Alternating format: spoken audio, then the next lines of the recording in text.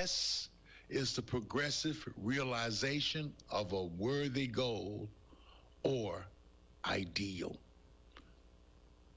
Our environment, the world in which we live and work, is a mirror of our attitudes and expectations. My brothers and sisters, I hope that you've heard these words of wisdom, and I pray today that you, through every day, that you would wake up and seek first the kingdom of God and his righteousness, that all these things will be added unto you, and they will. But you must believe. You must believe in the living God, but you must also believe that he has given you the power to get wealth, but you have to get it the way that he has ordained you to get it, and he has called you to serve, because he wants you to know that he loves you and that he has given you every gift, talent, skills, and ability that you need to be successful in this world. And remember, there's a way out of your mess, and it's JESUS. Where can you buy a brand new Nissan with a lifetime warranty? Kingston Pike. Hey folks, Gerald Anderson with Ted Russell Nissan. You heard it right. Every new Ted Russell Nissan comes with a lifetime warranty, and that's a long, long time. Ted Russell Nissan on Kingston Pike. Good morning and welcome to AM 1380 WYSH and Ask Your Neighbor. Ask Your Neighbor can also be heard and seen on our website, WYSHradio.com. And if you are in Anderson, Roane, or Morgan County and have Comcast cable, you can watch Ask Your Neighbor on BBB TV Channel 12. Ask Your Neighbor is the program where you call in and do just that. Ask Your Neighbor. Do you have a comment? Do you have a problem? Or do you have a question? Then call in and ask your neighbor. 865-457-1380 or toll free at 877-711-4005. And for those of you that might be listening or watching on the internet, you can email from our website, WYSHradio.com. Just click on the Contact Us button and email your questions. Now sit back and listen as listeners throughout East Tennessee and the entire world answer your questions on Ask Your Neighbor on BBB TV 12 and AM 1380 WYSH. It is the third Friday of the month. We invite Representative John Reagan to come and join us each and every third Friday of the month. And good morning. How are you, John? Good morning, Ron. Doing all right. Morning, everybody listening? It is kind of a rainy morning. We've had some pretty weather, though, the last couple of days. Hopefully, everybody says there's cold weather coming behind it. I'm hoping that we don't. I'm afraid we'll get some because Denver's got several feet of snow. Yeah, I saw that. The same front that passed through them is heading this way. Well, maybe it'll warm up by the time it gets here. I certainly hope so. Let's hope so. Lots to talk about. You said you've got a lot going on. Since you were here last time, did you happen to hear last Friday's program by any chance? No, I believe I was actually in another part of the state last Friday. I had Kelly Johnson on. And we talked we talked about a lot of stuff, but we talked a whole lot about the school voucher program. So I want to talk to you about that, but you said you had some other stuff. So do you want to talk about that first, or do you want to talk about some of the other things that you have first? Well, before we get into the school voucher thing, let's talk just a little bit about some of the other stuff that's going on. All right. This is the time in our legislative year where there's really a lot going on. Numerous significant and complicated bills are getting through subcommittees into full committees and across the floor. There's amendments going left, right, and center on all these things to try to correct minor problems here and there. In some cases, the amendments create problems, but we try to fix those too. Additionally, for those that have been up there this time of year, you've seen the hallways. There's lobbyists and activists and government agencies, representatives, and ordinary citizens up there running around wanting to see their representatives and chat with them, ask questions. And there's a lot of information coming out of the legislature. Unfortunately, it's almost like a game of telephone. When you were a kid, you remember playing that. Mm-hmm. The information starts out pretty pure and going the right way. Sometimes by the time it gets to an end source is entirely different than what you think it should be. With that said, the General Assembly has had a lot going on lately. We confirmed a new Supreme Court justice. That was just this last week. We passed through the K-12 subcommittee the school de-escalation training. Just a word on that.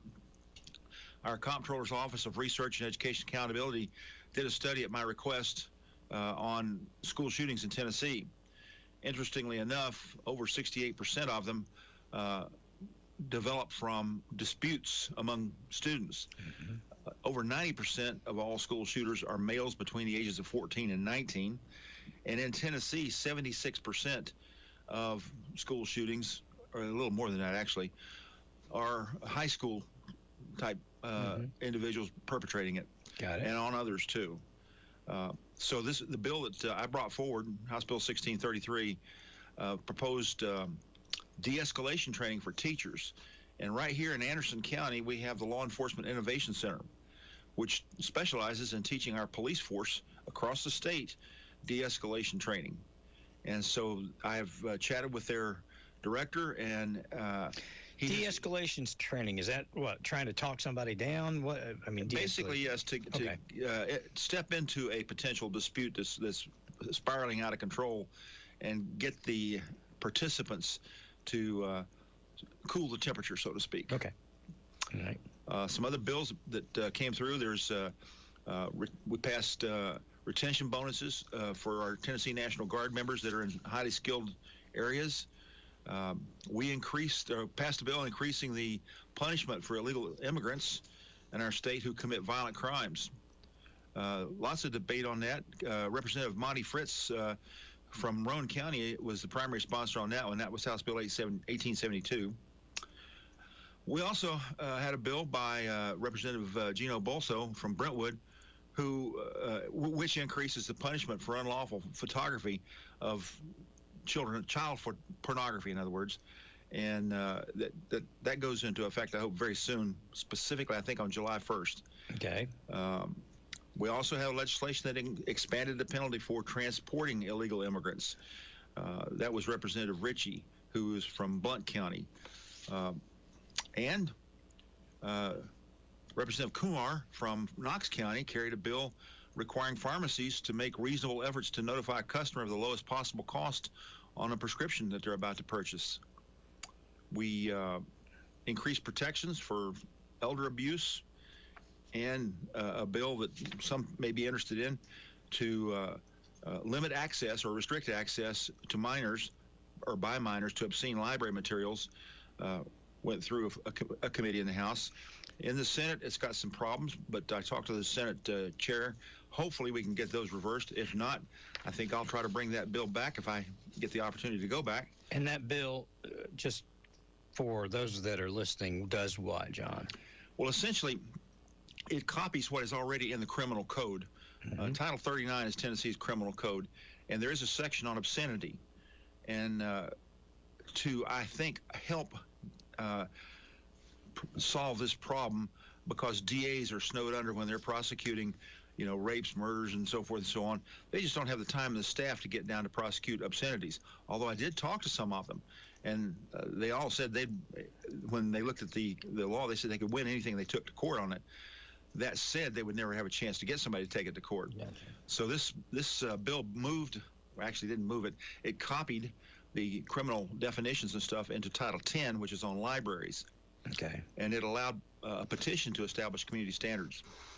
So that the law that was out there, were you saying that that libraries were breaking the law, but that just our AGs didn't have the resources to go after that and everything else? Because our sheriff was here, and he said when he looked at it, Russell as a person was disgusted by it, but Russell as the sheriff could not. He said he couldn't show that they were actually breaking the law. Well, there's two distinct categories we need to talk about here. One is for adults, and the other is for minors. Gotcha. My bill is for minors. Gotcha. Under Tennessee law, in fact, under U.S. law in general, minors are both protected and restricted. Minors cannot enter into onerous commercial contracts and have them enforced against them. Gotcha. They've got to be at least 16 to even qualify for a driver's license. They've got to be 17 to enlist in the military. They've got to be over 18 to buy whiskey, and only minors can be tasked by truancy laws to go to school. So we have plenty of stuff in the law that identifies protections and minors, impetus on minors. Yes. This bill was aimed only at minors. So how would it affect the library? How would that affect? I mean, what's the outcome? They would need to move books. They would need to. What would they need to do? Under this bill, citizens who were concerned about what was in the library would go to the library in question and tell them that they intended to file a petition 30 days in advance of doing that. Mm-hmm. Then during that 30-day period, hopefully they would come to an agreement on what to do about it. But if the library and the citizen. Yes. Got it. If they didn't, then the citizens could file a petition. That petition has to have, at least numbers-wise, equivalent to 5% of the voters that voted in the last gubernatorial election. Now, the petition doesn't mean voters on it. They have to be legal residents, but that number is what does it. And that's going to work out to be, in most places, a couple of thousand people at least to sign this petition. That goes then to the County Election Commission, who verifies that those people are indeed legal residents in the district. And then, once they validate it, the library has to take action. Now, they must restrict minors' access to it, either viewing it or being able to get it. Okay. If they object to it, the bill has a provision where they can appeal. But during the appeal, the material is restricted from minors. It is not restricted from adults. Therefore, it's not banning any books. Okay. And the bill sets up an appeal procedure, which can, if it pushed to its limit, go to Chancery Court. Okay. But it's set up to be cheap, as in you don't have to hire lawyers to get it done, and hopefully get it resolved before you have to take it to court. When is that going to be put forth? When will that go into effect? When will you vote? What's the procedure? Well, it's already been through the House committees. The holdup right now is the Senate, and of course, by our Constitution, every bill has to have word for word the same bill in the House and the Senate. And the Senate is. I talked to the committee chair yesterday, trying to get that bill advanced in the Senate. I don't know what's going to happen, truthfully, in the Senate. Frequently, the Senate has some different ideas about things. They may have another bill that they want to favor as opposed to one or the other that's before them. And so they may kill one, and then the other one dies anyway. Okay. So it's hard to say what's going to happen there. Okay. Some other things that went on in the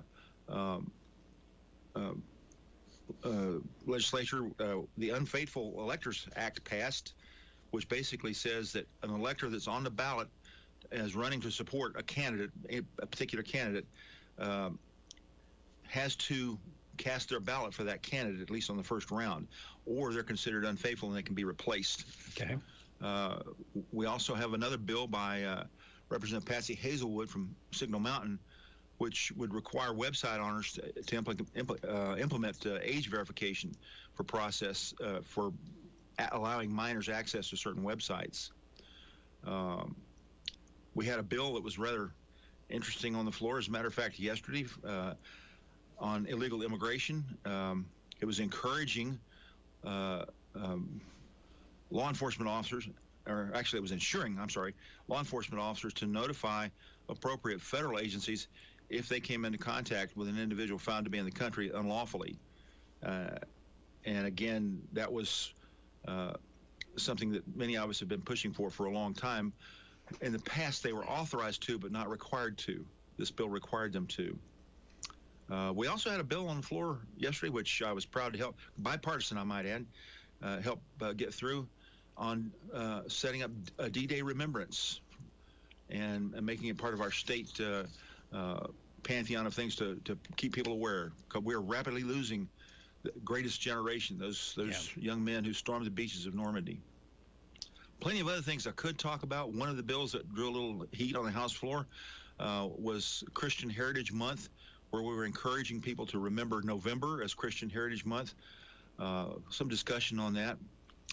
And again, it's been a very busy week in the legislature. That's just touching on a few of the things that went through there. In fact, as an aside, I was involved in presenting 16 bills this week. Wow. That's a very high number. Sounds like it. Sounds like a high number. So, long story short, you guys are busy. The wheels are turning. The cogs are moving. Right. Well, at this point in the legislature, all the bills have been filed. They've got at least the first round of amendments on them. They've gone through subcommittees. They're getting to full committees. We're starting to see the final versions, how they look as amended, and that makes it interesting because we're still getting a lot of input from people who read what the press says about a bill and then send an email or make a phone call and says, I'm for it or I'm against it, either way, without really knowing what the final position of the bill is. Gotcha. And that's very difficult for those of us who are there to say, yeah, we agree with you, or no, we disagree with you, because we're not sure that the actual bill itself has been read by the individual giving us the opinion. That kind of walks me into talking about the vouchers, because the county commission, all of our governmental bodies sent you a resolution, if it was, that did not favor going forward with the vouchers program, correct? That's correct. They sent that in December. And the bill had not been completed at that time, right? Well, there wasn't even a bill filed on that subject at that time. And is there now? Yes. Well, there's been a bill amended that was to include that subject. It's House Bill 1183, and forgive me, I've forgotten the Senate number on it. But the amendment itself has 49 sections in the House version. The Senate version is vastly different. Of the vouchers thing, the program? Yes. What is the difference, the Senate versus the House? Well, the Senate version is, forgive me for speaking for the Senate, okay? I would prefer to have a member of their body speak for them. Let's just say that I can't support the Senate bill as it stands right now. And we of course, as I mentioned earlier, the House and the Senate have to agree word for word for something to become a law. What's in the Senate bill that you disagree with? Well, it has the education freedom scholarship portion in it, which is in one of those 49 sections in the House bill. But the Senate version doesn't have the other things the House bill has in it. There's been... So it has nothing to do with the content of the voucher program. It's just there's other stuff in it that you disagree with, and you got to pass them all to pass one. Well, what it boils down to be honest, is that there's a lot of things that have been over the years brought to me about education. I've been on the education committee now for quite a while. Teachers have written me and complained about too much testing. They've said that they wanted funding changes, and they wanted protections for schools, students transferring, and so forth and so on. And over the years, we've tried to get that through as individual bills, but unsuccessfully in many cases. We were able to get through 3 years ago a major funding change. We went from something called BEP, the Basic Education Program, to something called TISA, or the Tennessee Investment in Student Achievement. BEP was a resource-driven. We just sliced up the pie and passed out the pieces. TISA is student-driven. There's so much given to each student in the state, or I should say allocated to each student in the state, and then increments are added based on student needs and requirements. For example, if you have a student with special education requirement, they get more money. Got it. If you have a student in career and technical education, they get more money. If you have a student in a district that is very rural, they get more money. If you have a student in a district that has a high poverty rate, they get more money, and so forth. There's like 13 different, actually it's 10 with 3 levels, but anyway, categories where the funding is allocated to those students. And this, by the way, is separate from any federal allocations that come down. There are federal allocations that come down in addition to what the state does for students with special needs. Okay. But that TISA formula is something that seems to be working fairly well at this point in time. Now, with only 3 years behind us, we're still looking to make sure we've got all the wrinkles ironed out of it. But in this proposed House bill, we're actually trying to increase the impact for the students. For example, if the student is in a small district, currently they get a 5% bump. In the proposed House bill, it's going to go to 8%. And that if a new category, we also created a new category for, I guess you'd call it medium-sized districts, 1,000 to 1,700 students, adding another 2%. Is that all built into the school voucher program too? So if, in other words, to get the extra couple percent, you got to agree to the voucher program? It's in the House version, yes. Yeah. There's a lot more in there besides that funding change, though. For example, reducing testing. Actually, the bill that the House version has in it will reduce approximately 300 or add approximately 300 hours of instructional time. So you guys put some carrots in there trying to get teachers to agree to this. Well, carrot, I don't know if carrot is the right word, but the idea being we couldn't get these things through as individual bills in the past. Okay. And in large part because the administrations, not just a single one, but the administrations in the past refused to fund them. And we just didn't have the swinging weight to get it done. Things like, we had a crisis, if you want to call it that, in the third grade reading scores. We were able to push that through, but that was a big hoopla over third grade retention.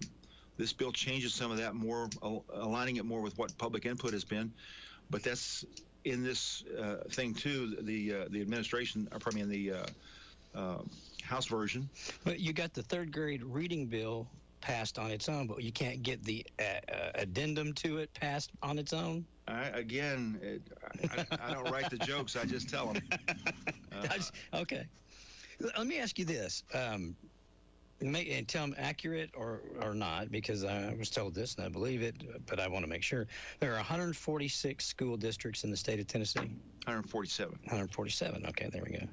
And all 147 oppose the school vouchers. Is that accurate? I can't tell you that. I haven't heard from all 147, but I kind of doubt it personally, because some of those school districts include School for the Deaf, School for the Blind, Alvin York Institute, etc. I don't recall having seen anything where any of those have weighed in on it. As of last Friday, I only had 146 that were said that had come out that were against it. I didn't know there were 147, but 146 that all said that were against it. But again, and that said, I wanted to ask you guys too, and I've been talking to educators and folks here. Again, I'm just talking to people right here in this little world. You know what I mean? In the Clinton little world. I don't know what goes on in Memphis or Nashville or what have you. And they have schools that need these things. But a couple of things that I've been researching and wanted to talk to you about. The program that we're getting ready to implement is very similar to what Arizona's doing, correct? The similarity exists only in the name. I mean, it's kind of like saying car insurance. We have a similar program in every state of the union, but when you get down to the details, there's quite a bit of differences. Yes, they have a scholarship program, and as far as the details on it are concerned, they are different. By the way, it's worth noting we already have what they're calling a voucher program or education scholarship program in place in Tennessee already. And when did we start that? That was back during the Haslam administration. I couldn't tell you the exact year. It was aimed at failing students and failing schools. And how is it working statistically? It's difficult to say at this point because we're dealing with pure statistics. You have a biased sample group. Mm-hmm. When you say all failing students and only failing students, you have no control group to compare it to. So when you move a failing student out of a failing school into another school, you're still looking at a potential failing student because they were failing before. Well, I know, but you guys had to pass it with some goal in mind. Oh, yeah. The goal was to create a situation where we got failing students out of an environment that may have been contributing to that. Now, obviously, changing a school doesn't change their family environment. It doesn't change their individual motivation as they are inclined. But the idea was that if we left them where they were, and we had a young gentleman that testified in front of our committee this past week. Let's see, his name is Mr. Blanks. I'm sorry I don't remember his first name. But he had been in Ohio, and they had a similar program. Again, details are different. But his mother got him out of the school system he was in, where he was being bullied, actually beaten, and was failing miserably, and into another school system, and he flourished. In fact, went on to be able to go to college and excel. So sometimes changing the school does work, even, you know what I mean, as long as you've got a good environment outside of the school. Yeah. And again, the House version, again, I'll mention that something that is there. The House version is capped at 20,000 students. Now, just for comparison, we have 1 million K through 12 students. So 20,000 is... How are you going to pick those?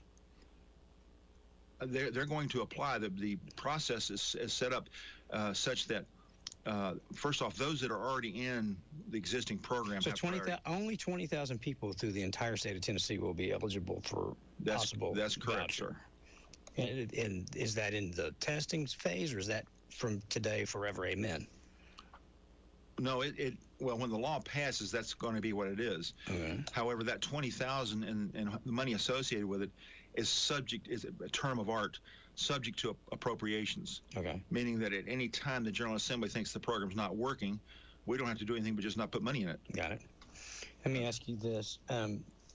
In what I was looking at, I saw like Arizona was using for instance, when they were talking about their voucher program and some of the unforeseen pitfalls that they've had.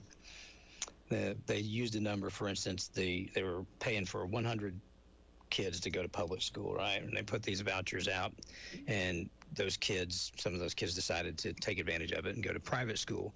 However, what they found was there was already X number of kids that were in private school, and now they too get the vouchers. So now they are funding 130 kids. Again, like a 30% increase in their funding from those kids that were already in private school that didn't get any of the. So maybe it helped some of the 100 that we're currently paying, but it also put a burden on the state that they didn't have in the beginning. And that said, it's ballooned to between 295 million upside down to what they're predicting could be $1 billion upside down of what they thought it would do. And my question was going to be, if we've got a state like that doing it, and we've got the programs, some similar type of pilot programs, why not wait to see what the results are before we go forward in doing something that that's kind of untested outside of Arizona and the two pilots we got going here? Well, actually, there's a number of states that do it, besides not just Arizona. But what we have tried to do is with these 49. Actually, the 48 besides that, is put some brakes on there. For example, there's income tests in the current bill. Now, there's with 20,000, the way it works is those that are already on the program, that is to say they already had, that was already restricted to a certain percentage of the poverty level already. These steps that come up are still restricted based on qualification as a percentage of poverty level. Mm-hmm. And as it's currently structured, I mean, you can get to the top and say there's no limit, but if you've only got 20,000 to start with, and they go to the bottom level first, then the next level first, they're probably never going to get past that level, regardless of what you say is available at the top level. And that number has been set that way for a reason, to avoid the problem that Arizona has. And again, the overall purpose behind this was to help those students who could not escape from school systems they were in that were not allowing them to thrive. And that's where I was going next. You've said before that most likely our school systems won't have to worry about it because we have good school systems. Well, we've got great school systems in comparison. Now, that said, I mean, all of our school systems across the state have their challenges.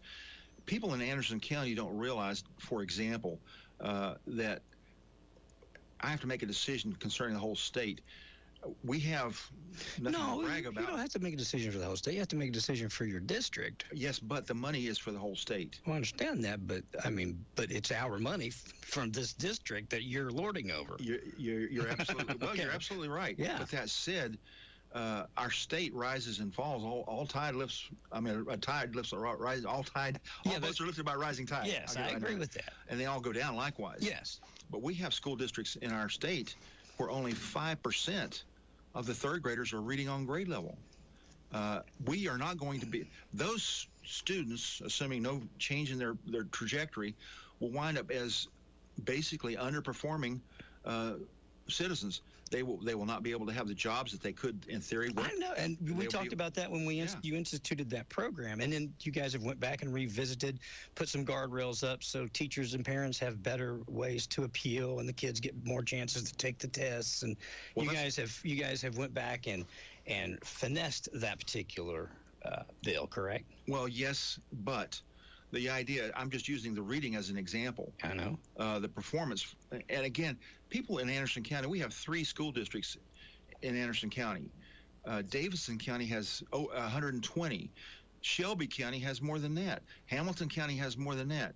So when we make a decision on education, what's good for Anderson County in terms of 3 school districts, and I'll add 3 very admirable performing school districts in comparison to those others across the state, and again, right next door to us. We won't just say Anderson County. Let's look at Claiborne County or Scott County or any of those other very rural counties around us. Mm-hmm. And to make a decision purely on the basis of the schools in Anderson County is doing a disservice to those other Tennesseans. No, well, you and I are going to disagree on that because I don't. Okay, let me back up. I think you're absolutely correct. A rising tide lifts all boats, without a shadow of a doubt. But if Anderson County and their school system says this is not the right tide for us, I think it's your obligation to vote the way that they want you to vote, even if it's against. I mean, here, I'll give you the safe way out. It's going to pass with or without you. Why not do what your constituents want to do? Well, that's a good point, except I'm going to point out to you something that you're not aware of. While I got the resolution from the school boards, et cetera, I've had my staff tracking all the emails that have come in, all the phone calls that have come in. And right now, it's a little over half of them are actually favoring this bill. So I will wager you right now, if I open the phone and say, are you for vouchers or against vouchers? I don't know that you would get. I don't know you get 50%. I don't know what you get. I'm not going to say. Well, it's kind of irrelevant from the standpoint. I'm down on the side of a pure voucher bill, which is more what the Senate bill is. I can't support, and I won't. However, to get some of the things that we've been trying to get for years and been unable to get, if we accept the first part of this and can get the rest of it, for example, teachers are going to get the equivalent of a $500 to $800 raise in their paycheck because the state's going to pick up that much of their health insurance costs that they're paying right now. Well, I understand there's a lot of good stuff built in, but it also comes with this voucher program with it. It's, instead of parsing it out and saying we can do this and not that, I know, but it's all bundled in together. I think sometimes, John, you and I have known each other for a long time. I don't believe that your constituency thinks you can work miracles and do every single thing that they need done. I don't believe that. We all are smart enough. I certainly hope they don't. But I will tell you something, and you can take this with a grain of salt, or you can take it or you leave it. But your constituency does not feel like you listen to them. I hear that on a relatively regular basis. I'm sorry to hear that. And that's one of the reasons, too, that we're here. And I don't think our teachers feel like you can go in there, pound your chest, and change it and fix everything exactly the way they want it done. But I can tell you, I promise you this, and I don't know, you do with it what you want to. They don't feel like you hear them. And I've talked to a bunch of them. I've talked to quite a few of them. And when I asked Kelly to come up, it was for something different. And we started talking about school vouchers, and we rolled into it. But well, I know Kelly feels very adamantly about it. Absolutely. And you're correct, and it probably won't affect her at all, because who's going to want to leave Clinton City schools to go anywhere, But at the same time, I know that they feel like that they're in the education business, and that's what they do for all of their life. You are a serviceman, military man, come out, you're a legislator, and they would no more try to tell you how to fly a plane than I think they want you to tell them what's good as an educator.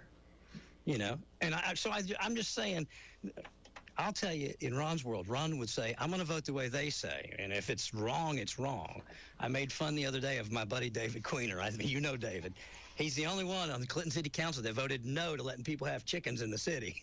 Everybody else wanted chickens. David said no. I said, David, why did you do that? He stood up like a sore thumb. He said, because everybody that called me that live here, that's in my area here that I represent, didn't want chickens. So I voted no. It passed. But, and so I say that to you. I feel like that trying to be a mediator between two sides that seem to be really at odds right now. I think that our school system doesn't feel heard by you. Not necessarily that that you're just storming the gates doing what you think is right. I just don't think that they think you hear them, John. Well, I'm sorry to hear that. I do hear them, but because I hear them doesn't necessarily mean that I have to agree with them. And like I said, I'm a Tennessee state representative, as well as being the representative from District 33. And I carry the constituents forward. And like I said, I've had my staff track, quite literally, all the phone calls and all the emails that have come into my office. The educators are saying, as a block, one thing, but the constituents are not saying that one thing as a block. And I know you say you're good about doing this because you say put constituent in the headline, in the header or whatever, so you know it's somebody from your district or whatever. But have you been able to make sure that the stuff you're getting is not from the lobbyists? I mean, there's a lot of lobby money going into, for whatever reason, I don't know, going into these programs across the country. Are you able to define, make sure that it's people that you're here representing and not somebody from California or Florida? It's when the emails come in, if they don't put their name and address on it, they get ignored. Right, gotcha. So that tosses out, and if it's not inside Tennessee, it gets ignored. Gotcha. That said, while I go through all those emails and I try to read them all, I don't keep the tallies personally. My staff keeps them. Okay. And I'm going on what they told me. I got no reason to doubt them. No. So in your district, you feel like there's greater support to do it than not? It's slightly more. Now, again, regardless of how that shakes out, the point being that regardless of how I do this, some people are going to be upset. Either that group that's saying they want it, which is, again, a slight majority of the input I've received so far, or those educators. And the educators are doing a good job in this district. I'm not going to disparage them in the slightest. That said, though, that decision that they're wanting made just for this, as you pointed out, I doubt very seriously that Clinton City schools are going to lose anybody. I doubt very seriously that Oak Ridge school system is going to lose anybody. And frankly, I don't even think Anderson County would. But the point is that if we say no vouchers, what about the rest of the state? Well, I don't think we should say no vouchers. I don't think we should absolutely say no vouchers. But I'll say this to you. Are you familiar with how much private school costs? Yes, I've done some research on that. Okay, so you look at Webb, you're probably looking at, depending on if you get some bonuses or scholarships or whatever, but you could spend $30,000 sending your kid to Webb. You could probably spend 18 or 20 some sending your kid to Grace. And $7,000 out of 30, that still leaves mom and dad to pick up $23,000, or mom and dad to pick up the rest. If mom and dad, in other words, if you give that to somebody right now and say, here, your kid can go to private school, that's not going to be enough to send them to private school. The $7,000 to $10,000 that we get in the TISA money or BEP money, stuff like that right now. Have you guys looked at that? Because who's going to bridge that gap for somebody? For one, I'm like you. I don't think anybody would want to leave Clinton City schools, but if they did, that's going to punish Clinton City schools, and they're not doing anything wrong. It's the same as Shelby County, who can't get a kid to read. They're not being punished. How are you figuring they're being punished? Because the dollars that currently go in taxpayer money that's going right now to educate public schools would be yes, but they're not being required schools. To educate that student.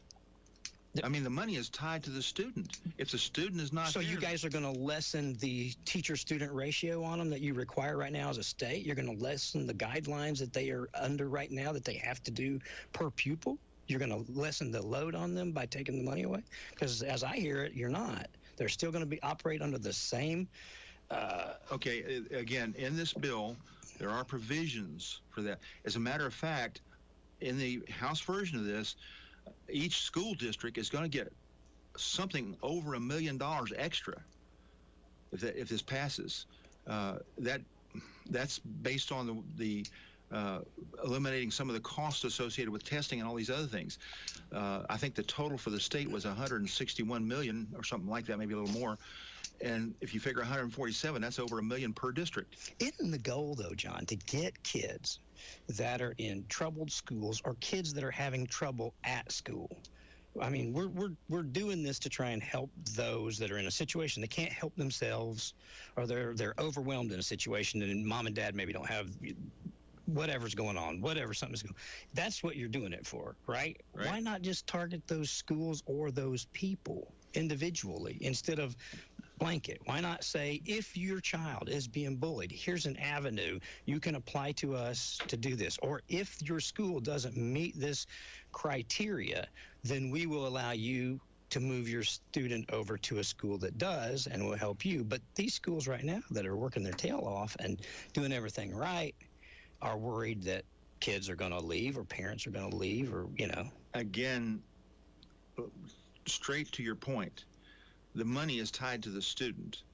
If the student is not there, the school does not have to expend the resources to educate. You still got to have 2 math teachers, John. If you lose 10 students, they still got to have 2 math teachers for the other 40. Again, I'm not arguing with you on that one. Well, who's going to pay for that? Because those 10 students take $100,000 a year with them over the grace. This 49 provision bill has details in it that work some of that out.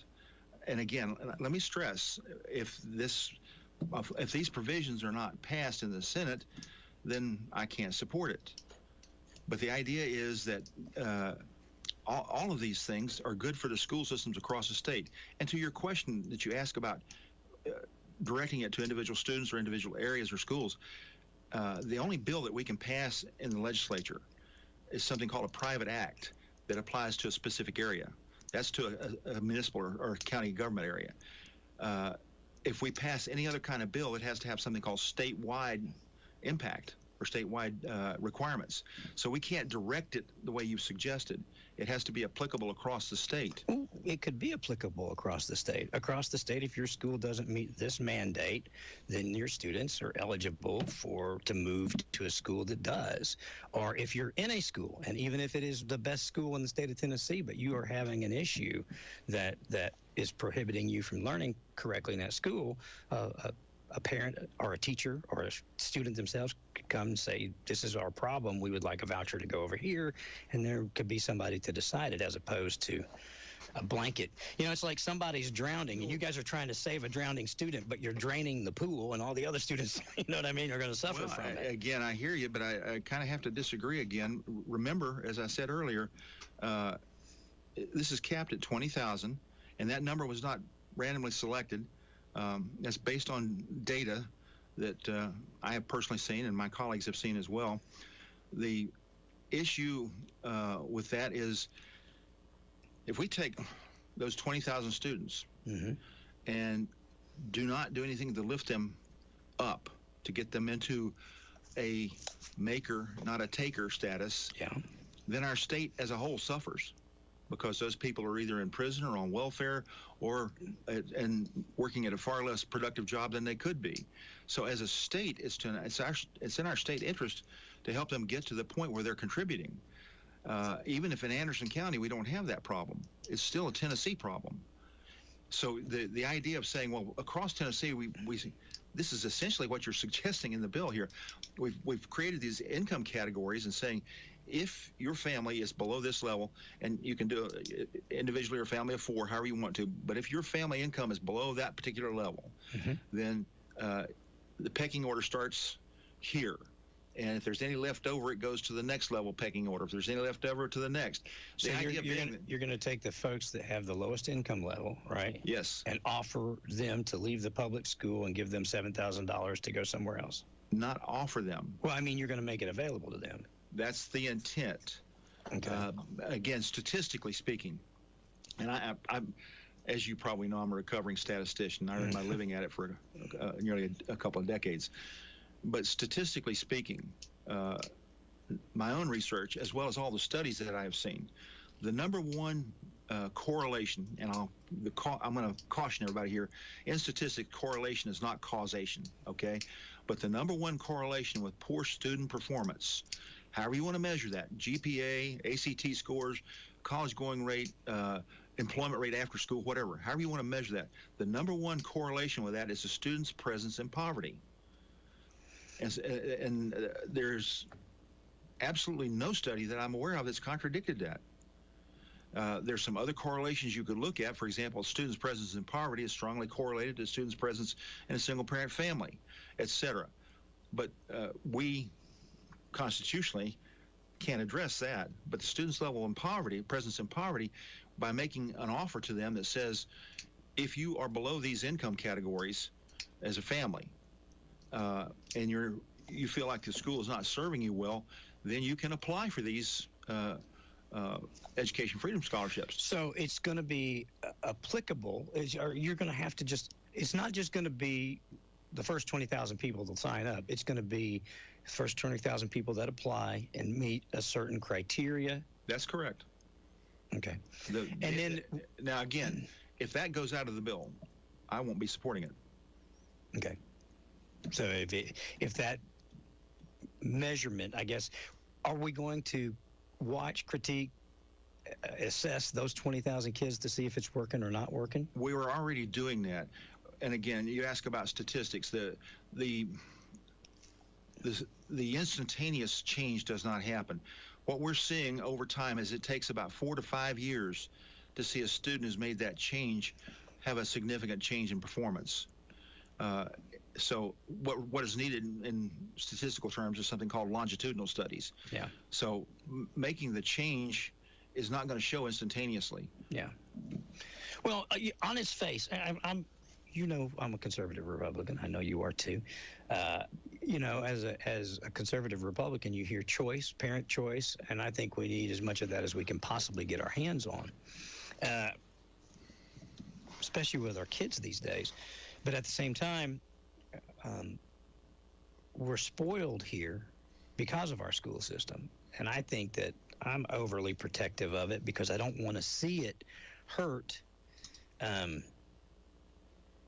when it doesn't necessarily have to be. So I don't know why we don't segregate out the school systems that are struggling and let those kids have an opportunity to come to school systems like ours or like wherever they want to go and let that money follow them there as opposed to lumping in the really good systems. We already have that in place to a degree. Right now, within public school systems, public schools have to make known how many seats they have available. They're allowed to block a certain number, what they have, and a certain number for what they project as growth. If there's any left over, they're supposed to let it be known that these are available for transfer students. That's already in law. What about homeschool, John? This bill does not address homeschool at all. In fact, they've been amended completely out of it. Homeschool, no. So it's a private school, and it's going to be a private school that has been in business 3 years minimum? A minimum of 3 years. And they have to be accredited. They have to be approved by the state school board. Okay. Now, let me ask you this. All right. What if I just raised my school tuition $7,000? Little Johnny's already coming. Mom and Dad are already giving me $23,000 a year. Little Johnny gets the money for the $7,000 a state, and I just raised the tuition $7,000. Is there a mechanism to watch for that, or is there? Not in the bill. I would submit to you, though, that a parent who is in the income level that's going to be able to take advantage of this would have a few words with that school system and say, we got to go somewhere else. The idea behind this, straightforwardly, is nobody knows that child, nobody cares for that child any more than the parent. And that parent, unless, of course, they're drug involved or some other problem, is going to try to do what they think is best for their individual student. That's what this is all predicated on. Well, and we have choice right now. I mean, again, though, within that income bracket we're talking about, the difference, most of these private schools you're talking about that I'm aware of, offer some type of scholarship program for needy students. What this will do is I also add too that again most of them that I'm aware of have anywhere between a 6-month to a 2-year waiting list. Because they don't have to take everybody. They get to pick and choose what they want to take. They're capacity limited. Yeah. It's not a question of what they want to do. They have X number of seats available. Yeah, but they don't have to take anybody they don't want to. Well, that's true. Yeah. So, I mean, little Johnny could have his $7,000 and want to go there. And if they say no, what happens then? Well, it's the same situation we have with the Hope Scholarship. Parallel straightforwardly is the Hope Scholarship is public dollars, and the student who gets a Hope Scholarship can go to they can go to a religious university that's on the approved list. So the private dollars follow the student and the Hope Scholarship. Yeah, but the same thing in the Tennessee and the Promise. the student has some skin in that game too. They have to keep their grades at a certain level. They have to work to do that. You know what I mean? So, I mean, it's not like really they're earning the money, but they have to somewhat earn that honor of getting that scholarship to keep that a B average. And yeah. So I mean, the students they have some skin in the game too. So if they want to use that to go wherever they want to go to better their education. Again, it's a little different. We're talking about failing students mostly here. Students below a certain point in the poverty line. Admittedly, the Hope Scholarship, the only parallel that I'm drawing there is that's taxpayer dollars that can go to private institutions. So we as a state, we already do that. In fact, the federal government does that with the GI Bill. So federal dollars follow a GI Bill qualifier to whatever institution that's on their list as meeting certain criteria, whether it's religious or not. So this is not inventing something new. The precedent is set. What is different about this is that the student body we're talking about is K through 12. We have truancy laws that make them go to school. We don't do that for college. But since we make them go to school, the obligation then is on us as a state to be able to provide them the education we're trying to get benefit from as a state.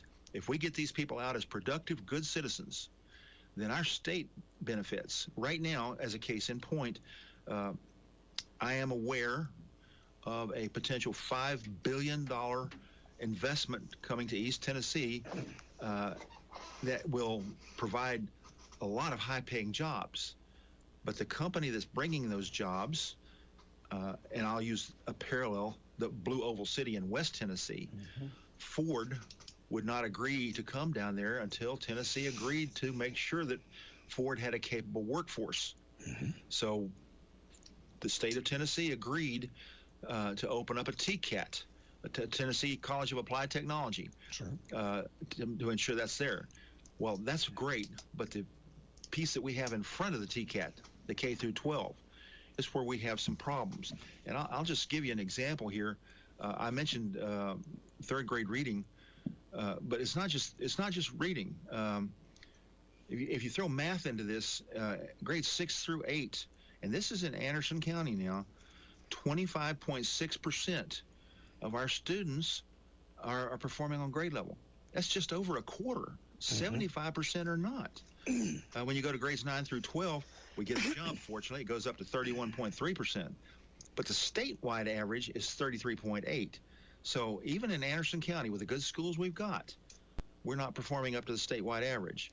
And again, that rebounds, again, not just to the students, but to our ability to be able to draw these companies here that are going to bring those really good paying jobs, which will in turn strengthen our tax base, which will allow us to increase our infrastructure. You know, as you're well aware. I know it's the rising tide lifts all the boats. I get it. And as we educate these kids better, give them, I mean, the Megatronics and all these things that are going on now that they have opportunities to. I understand and I get it completely. I remember when people like SNL and ISON were trying to get people a little different than the technological jobs we're talking about now, but they too are getting more technology driven, but needing people. And one of the problems was Anderson County didn't have our workforce was 90-some% full. So they draw from Scott County and Campbell County and other places that, you know. So I understand exactly what you're talking about. We need to have an educated workforce that can come in and that can build these computers and do this stuff. And again, I want to stress that's not just Anderson County. I know. That's a Tennessee issue, which takes us back to this bill. The Anderson County... Nobody opposed TCAT. You didn't get that from educators. I mean, everybody thought that was great building that. We've got one here. You didn't have a pushback from educators on that, like you've got a pushback on this. Again, though, the question becomes why the pushback. It's because they're saying Anderson County is mighty fine. And I agree with them. Anderson County school systems, even though we don't have the numbers we need, to be truthful, I mean, this is the number. You can see it right there. We're not where we need to be. We can get better. We should get better. But in comparison to some other portions of our state, they've got to have a lot of help. And if that portion of our state doesn't come up with us, just saying Anderson County is great, leave it alone, is not going to cut it. We have to make decisions on the basis of our state. Well, I not necessarily disagree with that, but I say the state needs to make decisions based on the schools and the performance of the schools, or maybe the school system. Again, let me interrupt you and point out to you something that, again, just concentrating on Anderson County does not yield. It yields to me because that's what I care about. It's where I had a student that was shadowing me earlier this week from Stewart County. The high school government teacher there contacted representatives and said, can one of my government students come shadow you? A shadow basically just follows you around. No, we've had them do it here. Yeah. Well, absolutely. Stewart County has one elementary school, one middle school, and one high school for the entire county. Look at Mountain City. Look at Grundy County. I mean, for the majority of our state, we've got a huge disparity.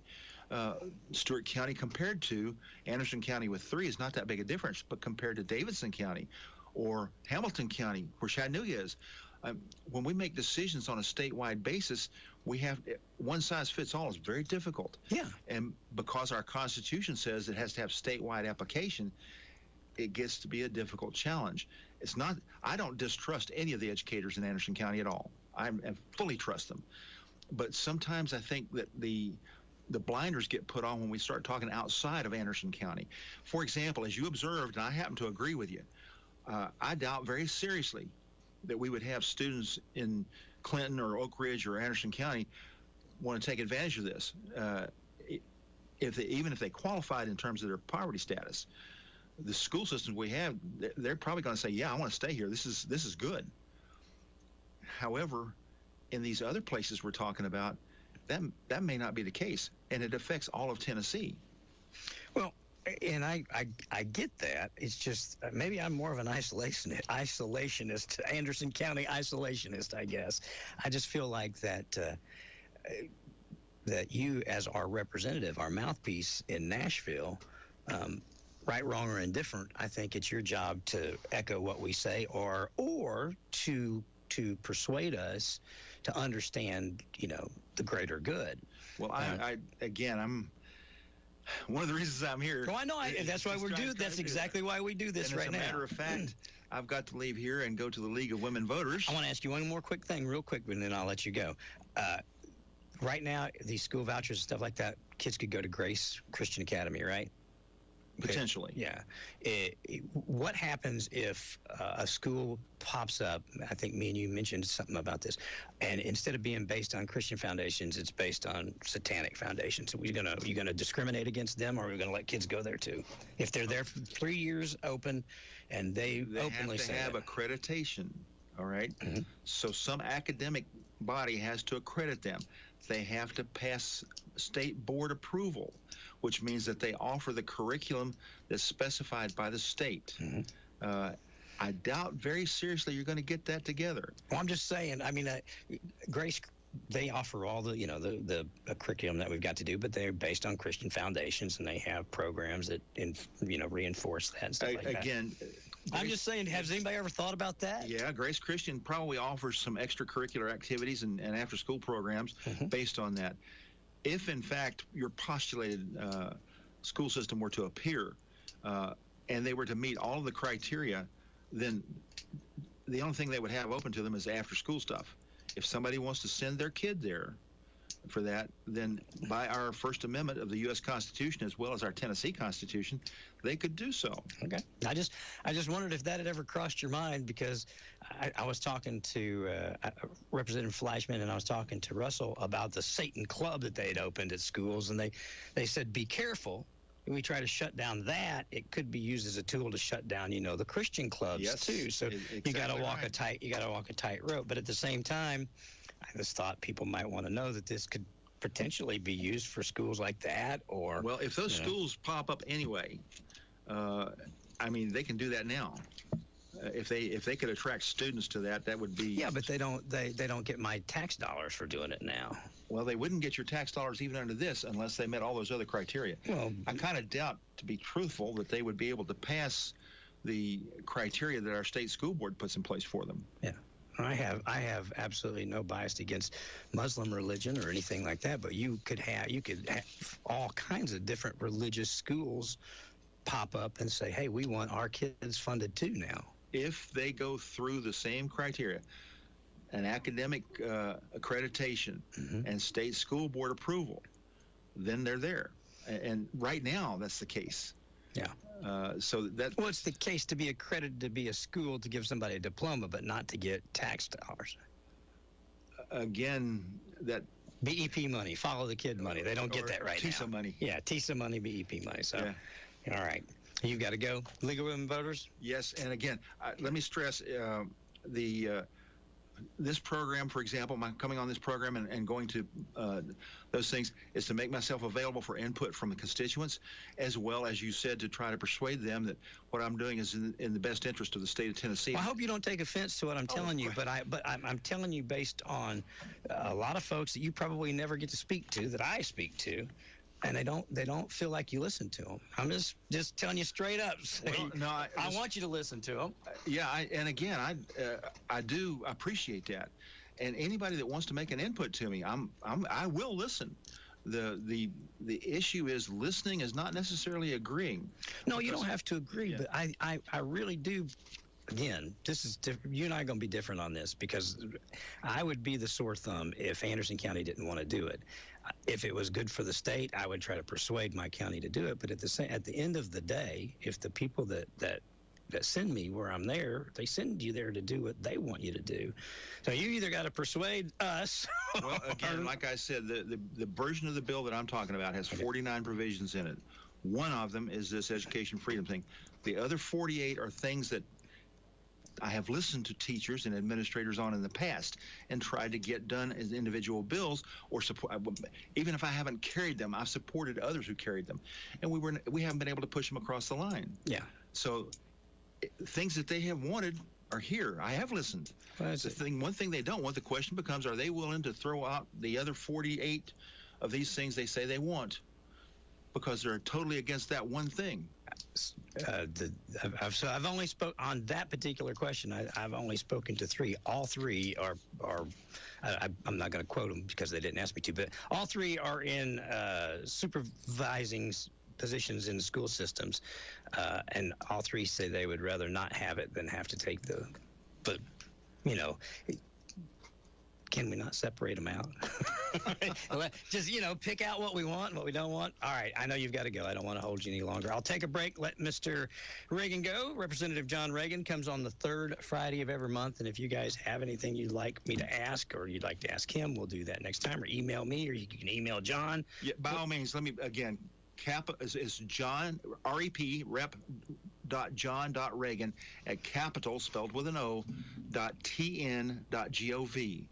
And again, I read those things. I don't necessarily put the tally sheets. I have my staff put those together. So when I tell you the numbers, that's just what my staff has accumulated. I understand. Well, do you mind? Would you mind to ask them and just at your convenience send to me of those numbers, how many of them came out of your district? I can ask them to do that. I don't know if they've kept track of that specifically. Well, surely the way you do, you know what I mean? Because you prioritize. So, I mean, surely they, because I know for a fact, there was a flyer released with your name, your picture and likeness on it that you had nothing to do with, right? Absolutely right. They're doing that all over the place. That includes phone banks. That includes mailers. That includes, they're targeting legislators right now or targeting us constituents, to you, the legislators, is trying to get us to encourage you to do what they, what they're sending out there, what they're lobbying for. So I am going to assume that if they're going to spend that kind of money on advertising, that they'll spend that kind of money on phone banks and stuff like that too. So just curious to know if they kept up with it. Well, let me know. I did talk to that particular organization, and I'm calling no names, but I don't think my picture will appear on anything like that I have not already authorized. Well, good. It shouldn't. I did not authorize that. That raised the hair on the back of a lot of people's necks, you know. All right, John, thank you very much, Representative Reagan, and we'll talk again next third Friday, okay? You bet. I'll take a quick break. I can be potentially available other times if you want. Sure. Okay. Thank you. You bet. I'm going to let John go. We'll open the phone lines up if you guys have anything you'd like to add. Utility District wants to make your next home improvement a success. Their appliances are made with you in mind to update your kitchen, laundry room, and provide you with endless hot water. Want to improve your outdoor living? PCUD sells griddles, grills, and fire pits, all powered by natural gas, so you never have to fill a tank again. They also offer appliance installation and 0% financing added directly to your monthly bill. Visit PCUD showroom in Rocky Top, their website at pcud.org, or call 865-426-2822 to learn more. PCUD is your natural gas provider. Are you ready? Because Vintage NASCAR is back. Get ready for some bumper banging fun because in 2024, the Food City 500 is back. That's right, back on concrete, back to sheet metal bending chaos, back to racing the way it ought to be. Grab a spring weekend package today and save 15%. It's the Food City 500 at Bristol Motor Speedway, March 17th, 2024. It'll be St. Patrick's Day, so get ready to party. Visit bristolmotorspeedway.com for tickets and details. Today, it seems like all businesses are being bought up by huge corporations, even body shops. Here's Barry from H&H Body Shop. Yeah, there's a conglomerate that has come in and bought 3 of the major shops in the Knoxville area that were all local before. That's okay, but it's not the hometown stuff that folks around here expect and want. So spend your money with the local folks. We try to, and then you'll still get treated like your family, and what happens to you is important to us. So do business with local hometown folks. No matter if your car needs an oil change or a complete color change. H&H Body Shop, 749 North Main Street in Clinton. Call 865-457-9735. H&H Body Shop, there since 1960, and there when you need them. H&H has been around 56 years. We're Darla and Barry, and we appreciate you dealing with local hometown people that's been there and going to be there. All right, well, it's just about closing time. Well, really, we don't have a closing time, so I'll leave this right here on the table. If you guys have anything else to add, 865-457-1380. If there's anything you'd like to weigh in on regarding our conversation in the legislation we talked about with Representative Reagan, 865-457-1380. We can pick it back up. We'll do all this stuff again on Monday, but being that as it is, 457-1380. Phone lines open, available, ready to go. Let me see. Howdy, you're on Ask Your Neighbor this morning. Good morning. I was listening to your conversation with Mr. Reagan, and there's an old saying that goes around: once you've lost your representation, it's hard to get it back. I don't believe everything that comes out of this guy's mouth. I wish Kelly Johnson would have called in and talked to him. Well, she did when he was here last time, and then did you hear I had Kelly on with me last Friday? Did you hear her program? Yes, I did. Okay. All right. All right. Thank you, sir. I tried to add, what questions did I neglect to ask, and I'll catch it next time around. I promise you.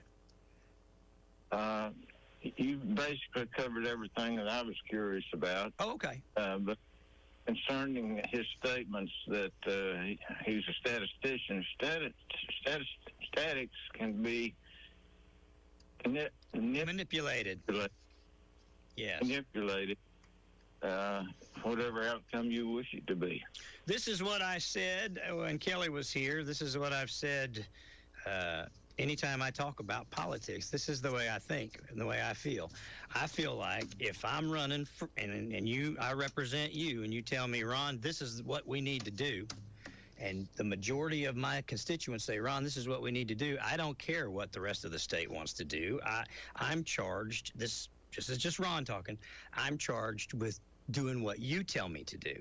You sent me there to represent you. You did not send me there to come home and reprimand you for the way you think or the way you feel, or, I said to John, it's his job to represent us or to explain to us and persuade us. But at the end of the day, if he didn't persuade us and we still hold to what we believe in the beginning, then I feel like our representative is obligated to vote the way that we want him to vote, not the way that Claiborne County wants him to vote, or Knox County, just us. That's right. Yeah. Well, I thank you for your program, Ron. Have a nice day. Thank you, sir. Have a nice day. Bye-bye. This is Ask Your Neighbor. Good morning. Hey, Ron. Hi.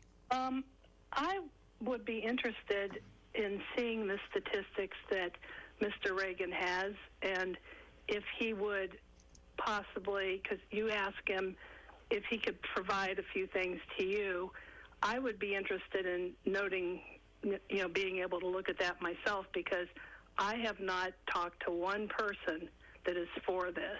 I haven't. And including special education teachers who are very worried about what's going to happen. Well, now, I'll say this. Let me say this, too, and you'll probably agree with me. On its face, it sounds tremendous. We're going to give parents back the right and control over your kids. And we've got so much stuff going on inside of schools, you know what I mean? This diversity teaching and stuff that a lot of people don't like. I think parents are going like, yeah! But when you sit down and then crack the nut open, peel the layers off of the onion and start looking at it, there's a whole lot more to it than just giving us more control over our kids. And in some cases, like for instance, I don't know that my kids would qualify if there's going to be 6 income bumps. You know what I mean? I don't know. I don't have a whole lot of money, but I don't know if my kids would even qualify. So my point is, it sounds good on its face as a conservative, but when you really dig down into it, I don't know what the rush is, why we can't do a pilot and look at what we're doing at some of these other schools, see if it helps, get the statistics, and then implement the good stuff, throw away the bad stuff. Right, and the statistics from those pilot programs are showing that it isn't working. It's not working in Arizona. Just like everything else, you got to follow the money and who's behind this and what Mr. Reagan is getting out of his acceptance of this. I think it's time for him to retire personally, but, because I watched the day that Kelly called into him, and I was sitting here watching and thinking everything he's telling her is just to placate her. He knows exactly how he's going to vote. And today, he was uneasy with the questions you asked him, and I thought you asked him a lot of really good questions. And I also think that, as you say, parents are thinking, oh, wow, this is going to be great. But I think they're not aware of everything that's involved, plus where are they going to come up with the rest of that money? Yeah. And they think, they're going to get $7,000, that they don't realize you're going to need $35,000. Yeah. So people might be saying, I want this, without understanding that they're just not going to get a check for $7,000. Look, I'm telling you, the devil's in the details always. And I have a feeling this started as well-intentioned. I'm always optimistic, sometimes to my own detriment, but I believe that if we could come up with a program that we could identify at-risk kids. Let me tell you something. There are kids that go to great, wonderful schools, but they have an issue. Something happens at that school. And their parents may be middle-class parents, not really able to afford private school, They're already in a good school, but their child's in a situation, and they want to take that child out and maybe homeschool them or whatever, get them back on track. And it helps the child. I think that our state should be able to step in and case by case or school by school identify people that need that help and help them. That's okay. But just to throw it all out as a blanket, for one, you're going to have abuse. You always do with the government programs. You're going to have abuse. You're going to have people that want that money, and then they may or may not send their kids to school. I know they say there'll be guardrails up, but I promise you somebody will find a way around them.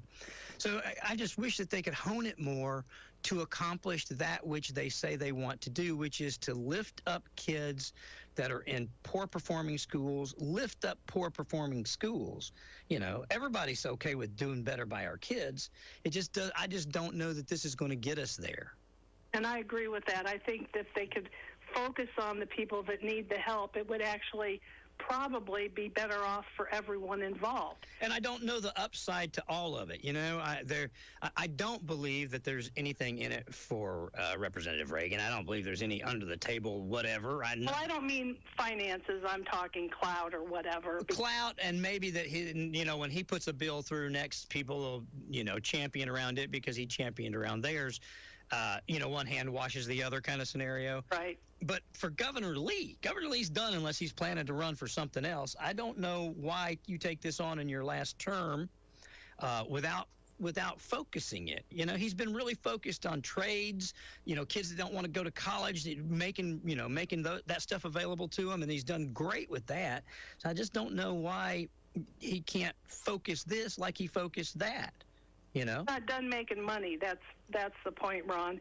Once he's out of office, he's probably going to get quite a bit from this if he gets it through, because everything in this whole world follows the money. Well, that's true. Governor Lee is a very, very successful businessman. He was before he got here, and you would think that would preclude him being tempted by something like that, and I don't know.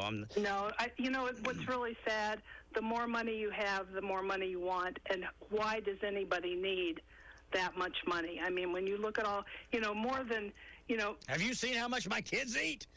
Well, I'm just talking I know. Within reason. I mean, millionaires and billionaires just keep, make marketing products. When is enough money enough for these people? And when it comes at a detriment to our communities and our school system, there's got to be a point where you just say your morals should override the money in your pocket. That's just my feeling. Well, you know me, I'm a capitalist, so I'm going to temper what you say. I think people should make as much money as they want, but they should pay their fair share. They should be contributing. They should be positive contributors to their community around them. Make all the money that you want, but you're going to need to pay your taxes and stuff on it. That's the way I say it. Well, I know, and the people that make the most money don't pay any taxes or pay fewer taxes than the people making less money. You can thank your Congress and Senate for that. They make all these loopholes and then complain about them, Right. Okay, well, I've been, I don't have any children in the Clinton schools. I've never had any children in the Clinton schools. More than half of my property taxes go towards the schools, which I don't mind. But for some reason, I guess because I know a few special ed teachers, and this just really has my blood boiling. This is something that I'm really upset about. So I hate to see this happen, but... Well, we'll see. We'll see what comes out of the Senate. If it passes, we'll see where it goes. Okay. Well, if you can get those statistics from Mr. Reagan, I'd like to see them. If he could put them on his website, or you could put them. I will put them up the minute he gives them to me, and he's usually really good about providing stuff he says. So. Okay. I'll put it up. Okay. Have a good weekend, Ron. Thank you, dear. You too, ma'am. Bye-bye. Good morning. Thank you for hanging on, and welcome to Ask Your Neighbor this morning. Thank you, Ron. I appreciate you taking my call this morning. You're welcome, sir. The reason I'm calling is to speak about the shooting incident that occurred, I believe, close to 2 weeks ago. I believe this coming Sunday will be 2 weeks when it occurred. Yes. I'm speaking about the Clinton City police officer responded to the scene of described as a mental health call. Suicide. Somebody's threatening suicide, yes. Yeah, somebody was in a suicidal mood, a suicidal state. Yes. And I'd just like to make a few comments about it. Okay. I'm not here to battle hearsay. We've all heard things. It wouldn't do any good to sit here and discuss hearsay. But I think it's really, really important that we take another look at this press release that Assistant Chief Campbell released. It's disturbing to me, so you would have patience with me here for a moment. No, go ahead. If you would, read it. I'm trying to pull mine up, too, but if you get yours up first, read it. Sure. Well, it just starts out, with the details that the officer responded to a mental health potential suicide attempt, and this officer showed up. I don't know the officer's name. I've yet to get his name. And I imagine, of course, when the TBI gets done with their investigation, all that'll come out. But for now, I encourage people to really just stop and think about this whole scenario just for a moment. It's tragic, and it didn't need to happen. There is no reason for Isaiah to be laying in a coffin right now. There is no excuse for that. Now, one thing I will mention that has been pretty consistent with everyone I've spoken to, and that was that Isaiah lunged at the officer with a knife. Now, I'm not denying that. It seems like that's pretty much agreed upon across the board, that yes, Isaiah lunged at the officer. But if he was in a suicidal state, in which obviously he was, he cut himself. Well, I've heard two different things. I heard he cut himself. I heard he stabbed himself. Irrelevant. He injured himself in an attempt to, I guess, take his own life. God help him. Well, let me add a couple things. I do know the officer. I know who it is. Okay. And I can vouch for him as a person and as a history as an officer. All right. So we'll start with that. But and again, I think you're probably, I don't know if he had a vest camera or if it was recording at the car. A lot of times they've got a camera at the car and they've got a wire on, but it only gets sound. I don't know, so I don't know what they're going to have in the way of that.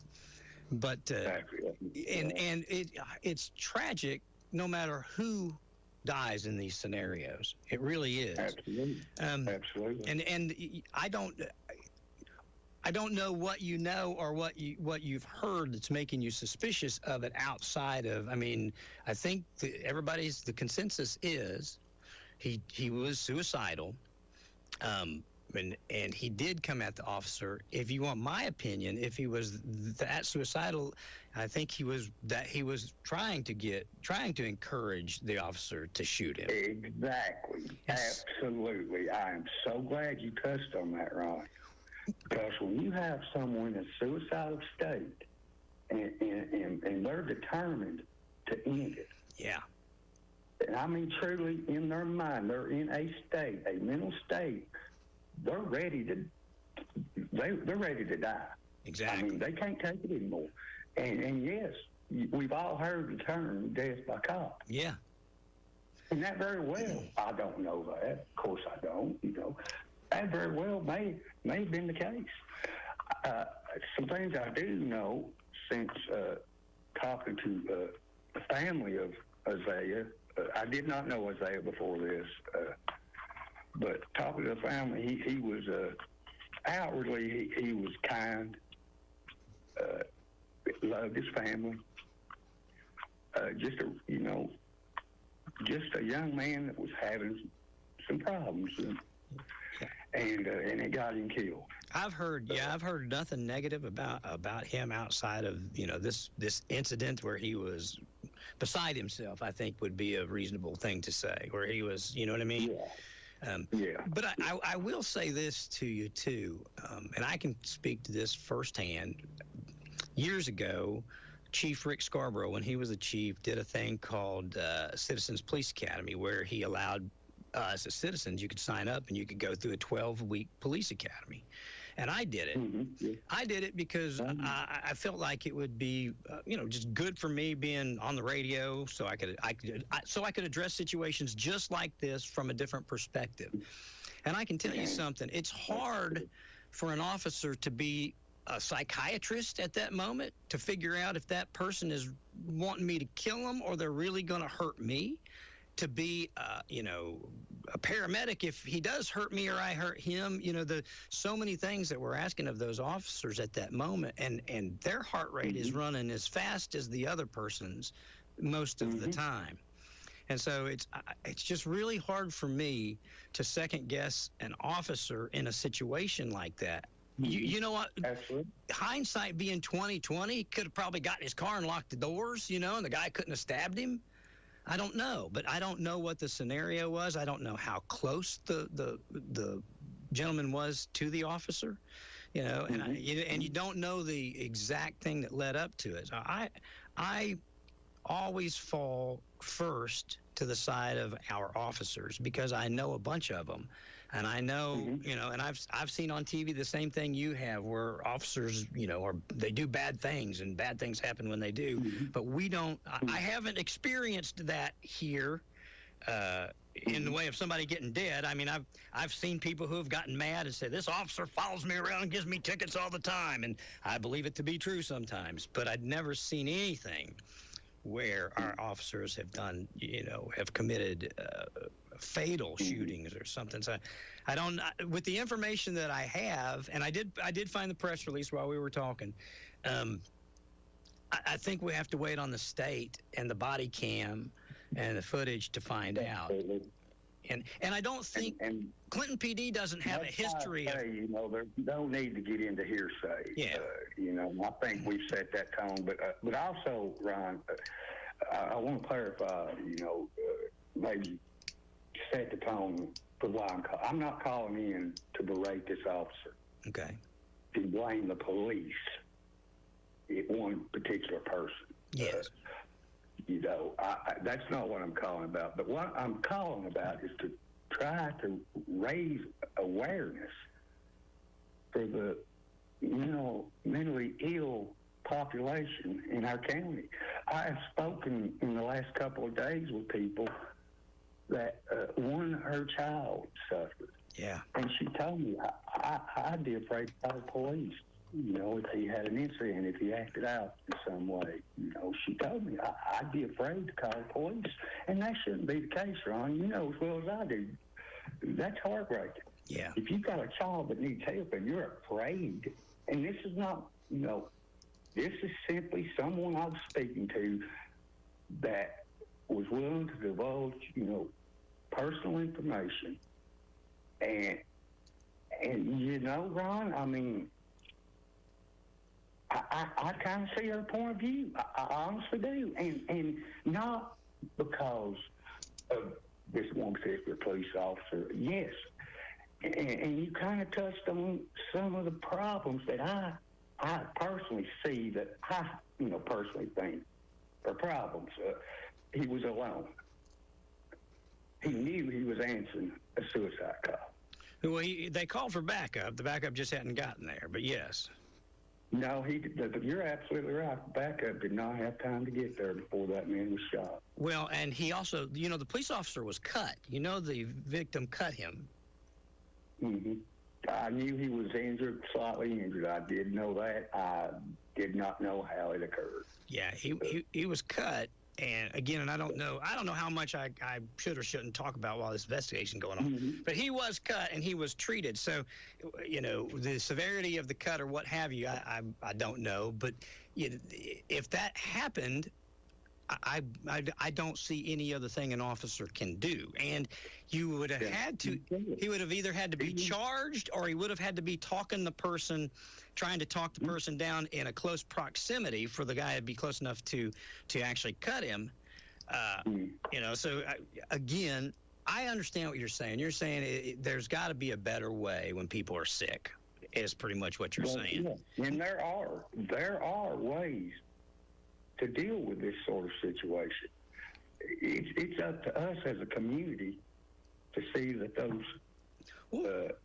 How would an officer have dealt with that? And I'm playing devil's advocate a little bit, but I'll tell you this: if you come at me today with a knife and you cut me, I will shoot you.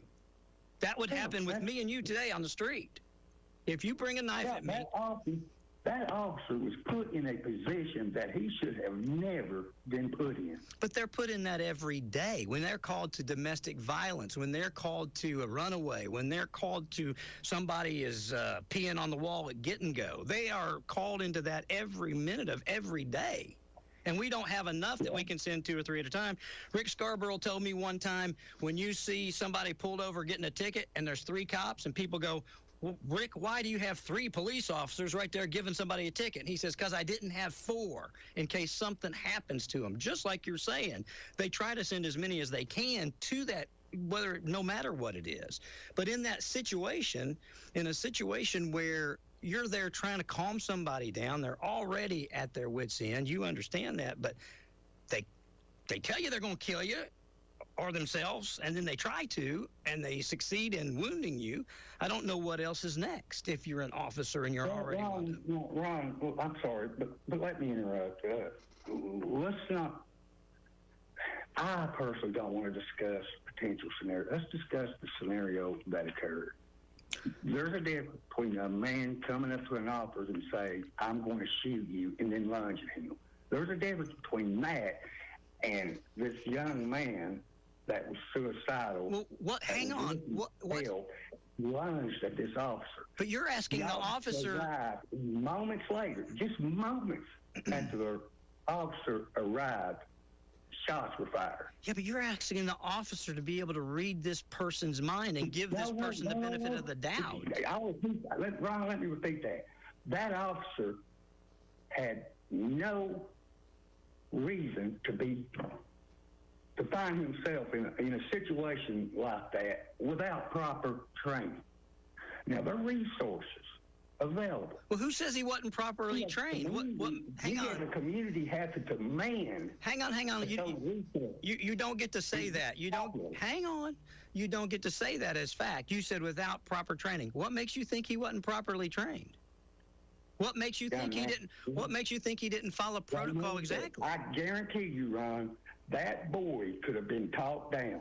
I believe with all my heart. Now wait a minute. That boy could have been. That's a personal opinion, based on experiences in my life.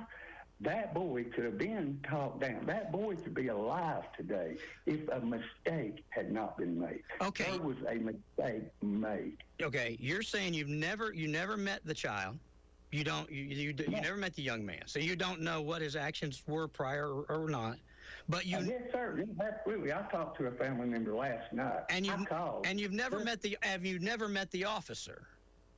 No, I've never met the officer. But you choose. But you choose to. I don't lay all the blame at his feet either. But I've never met him, but I don't lay all the blame at his feet. Well, you just said he wasn't properly trained. I feel bad for the officer if you want to get right down to it. I don't know what he's going through right now. Well, but you said you made it sound like he made a mistake. He wasn't properly trained. Would it surprise you to know that that's protocol? If they come at you, I mean, maybe if he had a stun gun, I don't know what the protocol for what weapon you pull when, how or why or what he did or didn't have. But that's pretty much standard protocol. If somebody tries to, if you fear for your life, somebody telling you they're going to stab you, and they do, they pretty much are keeping their word. He did not tell him he was going to stab him, Ron. Nowhere have I read, or no one that I've spoken to has told me that Isaiah told that officer he was going to stab him. Well, I was saying he may have. We'll wait till the TBI reports. Well, let's say he didn't say a word and he just cut it. What I know is that Isaiah did not tell that officer that he was going to stab him. How do you know? You weren't there. I don't know either. Because I spoke with family members, Ron. Were they there? Have no motive to lie. They have no motive. Anything but the truth. I'm not saying that anybody lied, but let's just say he didn't say a word. Let's say he didn't. Let's say he didn't. Brian, let's say he didn't say one word. Let's say he didn't utter a word. He just cut the police officer with a knife. Okay. All right. What do you do? Somebody cuts your wife with a knife, and you're standing there with a gun. What are you going to do? Yeah, if you feel threatened, I obviously shoot the man.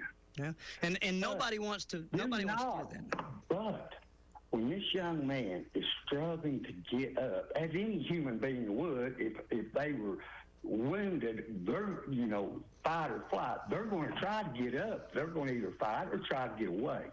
The young man barely even started to get up, and he was shot a second time, Ron. Now, you cannot tell me there is nothing that I could possibly imagine that you could tell me that would make that okay. Well, I've not heard any of that. I've not, and in all honesty and fairness, I've not asked any of those questions yet. I'm waiting on the state, but we'll find out. And again, if there's a case that happened, we'll hear a reason or why or what have you, and I withhold judgment to that, which I think is wise. Mm-hmm. But absolutely. But in the midst of that, while waiting, I err on the side of our police officers. I have dealt with our police officers.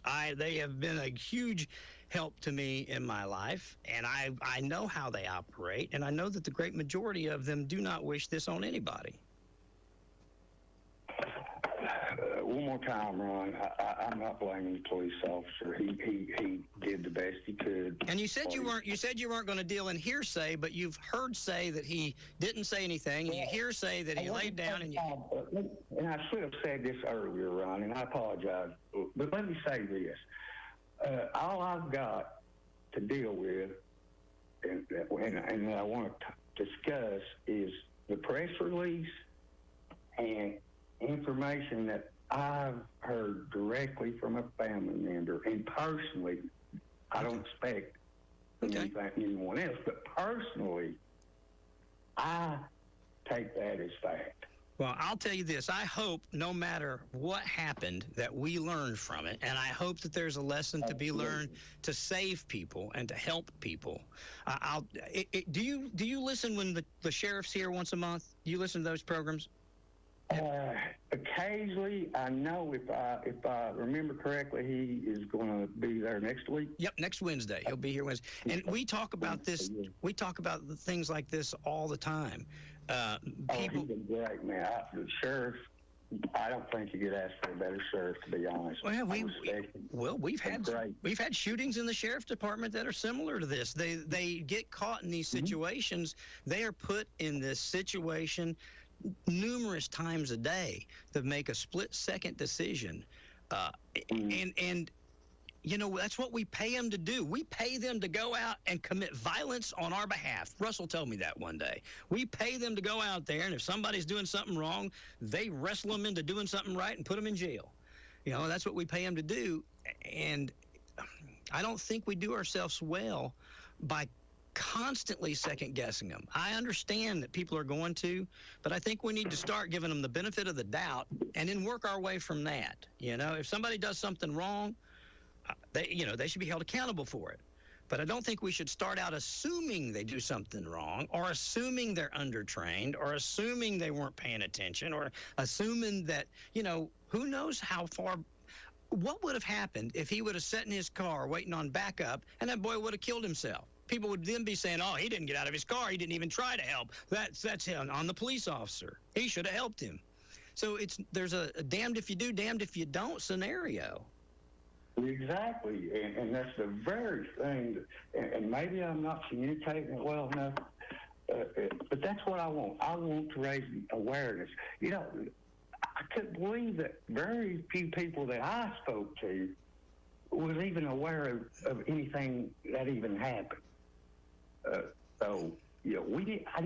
We need to stop ignoring the pink elephant in the room. Well, it was on our radio station. I mean, we broke to the story the afternoon that it happened. I think it happened on Sunday. We had it on Monday. Yeah, and unfortunately, myself, I didn't come across the article until after the funeral. Tuesday, I believe, is the first time that I've seen the press release. Yeah.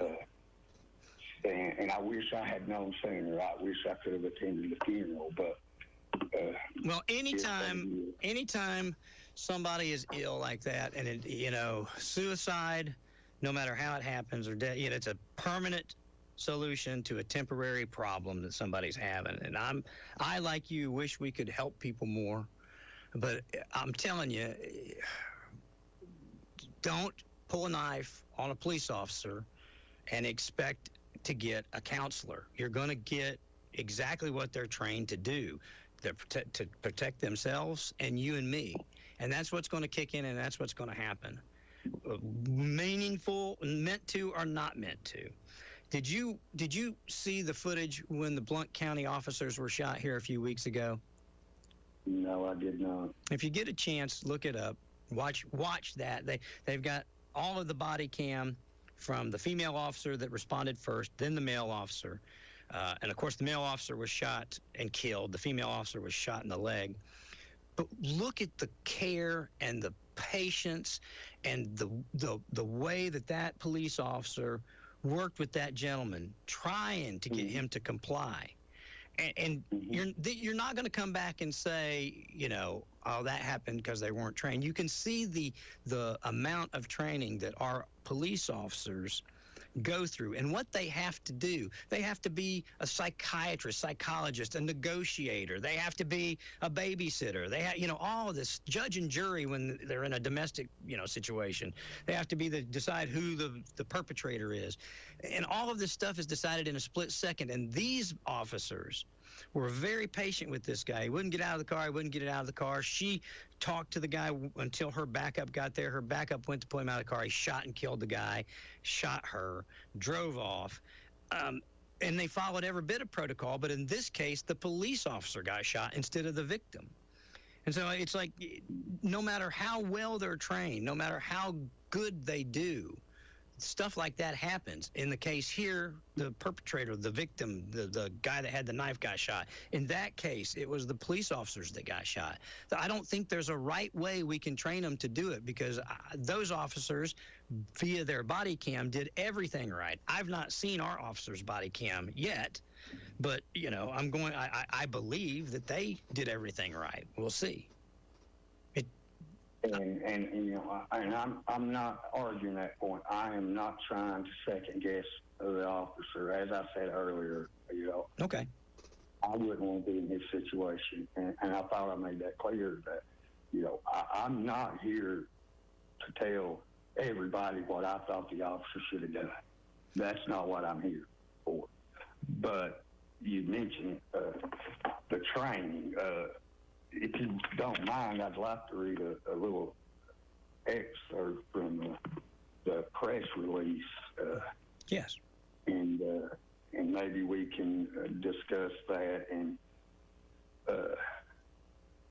I guess this is really, kind of put the nail in. This right here is really kind of why I'm calling it, why I'm so outraged by this. Assistant Chief Jim Campbell.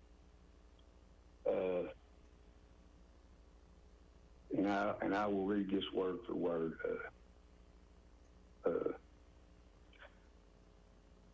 We train. Okay. Let me get to the, I apologize. Let me get to the paragraph.